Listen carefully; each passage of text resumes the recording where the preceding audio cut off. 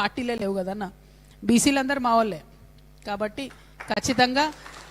ఖచ్చితంగా బీసీలందరినీ కూడా పెద్ద ఎత్తున నామినేషన్ లేమని నేను కోరుతున్నా. ఏ పార్టీలు ఉన్నా బీసీలంతా జాగృత వాళ్ళే. బెస్ట్ బీసీ విల్ విన్ కదన్న, బీసీ గెలవాలి అంతే. ఇప్పుడు మహిళా రిజర్వేషన్ స్పిరిట్ కూడా అంతే కదా, అన్ని పార్టీలు మహిళలకు ఇవ్వాలి, బెస్ట్ మహిళ గెలుస్తుంది అంతే. బెస్ట్ బీసీ విల్ విన్, దాంట్లో పెద్ద టెన్షన్ ఏం లేదు. కానీ అల్టిమేట్గా బీసీలు గెలవాలి.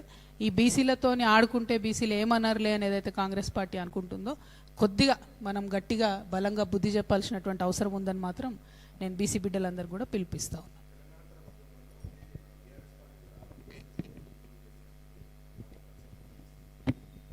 వాళ్ళు చేసినప్పుడు చూద్దాం కదా, ఇన్ని రోజులు అయితే జయంగా నేను చూడలేదు. మరి ఏం ఉద్యమం చేస్తారో, ఎక్కడ చూస్తారో, కార్యాచరణ దిగినప్పుడు చూద్దాం.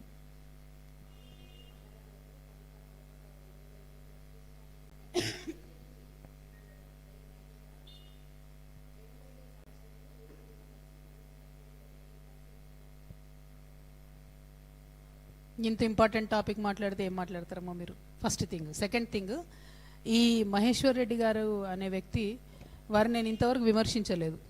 అసలు నేను నిర్మలే ఓలే, ఇంకా ఏ జిల్లాకు పోతే అక్కడ ఉన్నటువంటి వాళ్ళ గురించి మేము డిస్కస్ చేస్తున్నాం. అసందర్భంగా మాట్లాడడం నాకు అలవాట్లేదు. ఒకటి, నేను ఒక వ్యక్తిని అంటే వీరికి ఎందుకు కోపం వస్తుందో నాకు అర్థమవుతలేదు. సో అది ఎక్కడో స్విచ్ చేస్తే ఎక్కడో లైట్ వెలుగుతుంది అన్నట్టు, నేను ఎవరినో విమర్శ చేస్తే ఏ లైట్ మహేశ్వర్ రెడ్డి అని వచ్చి నన్ను ఎందుకు విమర్శ చేస్తున్నా నాకు ఇంతవరకు అర్థమవుతలేదు అసలు, first of all. Second of all, ఆయన అన్నటువంటి దాంట్లో ఏదైనా వాస్తవం ఉంటే నేను ఈ పాటికే స్పందించేదాన్ని. అదంతా ఉట్టి ఫేక్ ప్రచారం కాబట్టి నేను లైట్ తీసుకున్నా.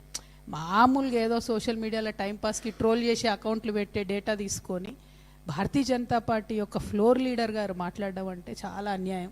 కనీసం అర్థం దాని వెనుక ఏదైనా కొద్దిగా కొంచెమని ఏదైనా ఉండాలి. ఏం లేకుండా ఆయన ఇష్టం వచ్చినట్టు మాట్లాడితే నేను స్పందిస్తలేను. డెఫినెట్గా ఏమైనా స్పందించే అంశం ఉంటే స్పందిస్తా.